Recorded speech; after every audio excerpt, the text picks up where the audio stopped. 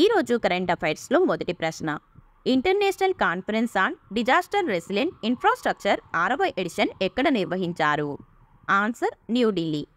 International conference on disaster resilient infrastructure 6వ edition న్యూఢిల్లీలో ప్రధానమంత్రి నరేంద్ర మోదీ అధ్యక్షతన జరిగింది.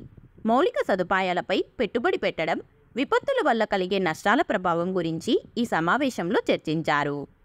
రెండవ ప్రశ్న. భారతదేశంలోనే అత్యంత తేలికైన బుల్లెట్ ప్రూఫ్ జాకెట్ను ఎవరు తయారు చేశారు? Answer DRDO. Defence research and development organisation దేశంలోనే అత్యంత తేలికైన బుల్లెట్ ప్రూఫ్ జాకెట్ను అభివృద్ధి చేసింది.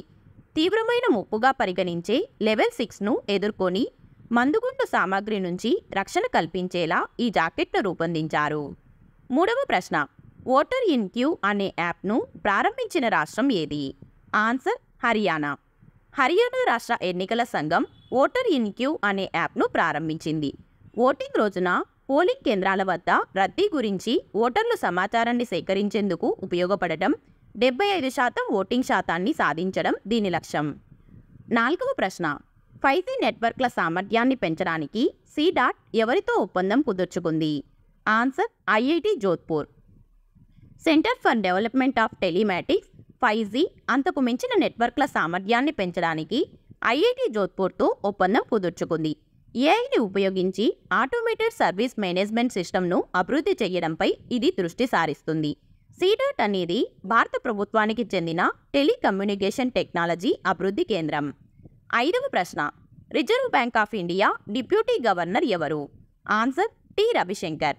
Reserve Bank of India deputy గవర్నర్గా టి రవిశంకర్ పదవీ కాలాన్ని మరో సంవత్సరం పాటు పొడిగించే ప్రతిపాదనను కేబినెట్ నియామకాల కమిటీ ఆమోదించింది. శంకర్కు ఆర్బీఐలో 3 దశాబ్దాలకు పైగా అనుభవం ఉంది. ఆరవ ప్రశ్న. భారతదేశపు మొట్టమొదటి మల్టీపర్పస్ గ్రీన్ హైడ్రోజన్ పైలట్ ప్రాజెక్టును ఎక్కడ ప్రారంభించారు? ఆన్సర్ హిమాచల్ ప్రదేశ్.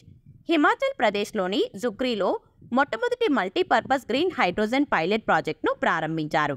సట్లెజ్ జల్ విద్యుత్ నిగమ్ నేతృత్వంలోని ఈ ప్రాజెక్ట్ పునరుత్పాదక ఇంధన వనరుల ద్వారా గ్రీన్ హైడ్రోజన్ను ఉత్పత్తి చేయనుంది. ఏడవ ప్రశ్న. ప్రబోవో సుబియాంటో ఏ దేశానికి కొత్త అధ్యక్షుడిగా నియమితులయ్యారు? Answer Indonesia. ఇండోనేషియా కొత్త అధ్యక్షుడిగా ప్రబోవో సుబియాంటో నియమితులయ్యారు. ఇంతకుముందు ఆయన దేశ రక్షణ మంత్రిగా ఉన్నారు. అక్టోబర్లో జోకో విడోడో నుంచి ఆయన పదవీ బాధ్యతలు తీసుకోనున్నారు. ఇండోనేషియాలో అధ్యక్షుడి పదవీ కాలం 5 సంవత్సరాలు. ఎనిమిదవ ప్రశ్న. ఐసీసీ పురుషుల T20 ప్రపంచకప్ 2024 బ్రాండ్ అంబాసిడర్గా ఎవరు నియమితులయ్యారు? Answer Usain bolt.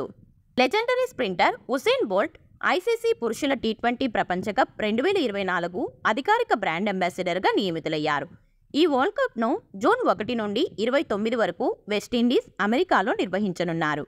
ప్రపంచవ్యాప్తంగా 20 జట్లు ఇందులో పాల్గొంటున్నాయి. 9వ ప్రశ్న. ఆర్చరీ ప్రపంచకప్ 2024 ఎక్కడ నిర్వహిస్తున్నారు?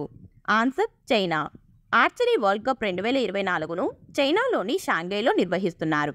తరుణ్దీప్ రాయ్, ధీరజ్ బొమ్మదేవర, ప్రవీణ్ జాదవ్లతో కూడిన భారత పురుషుల రికర్వ్ ఫైనల్కు చేరుకుంది.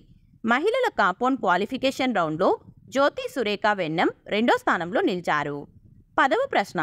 పద్మభూషణ్ పురస్కారం అందుకున్న తొలి విదేశీయుడు ఎవరు?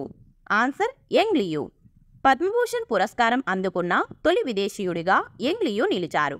తైవాన్కు చెందిన ఫాక్స్కాన్ సంస్థకు CEO, చైర్మన్గా యంగ్ ఉన్నారు. ప్రస్తుతం భారత్లో సెమీ కండక్టర్ ప్రణాళికల కోసం సహకారం అందిస్తున్నారు.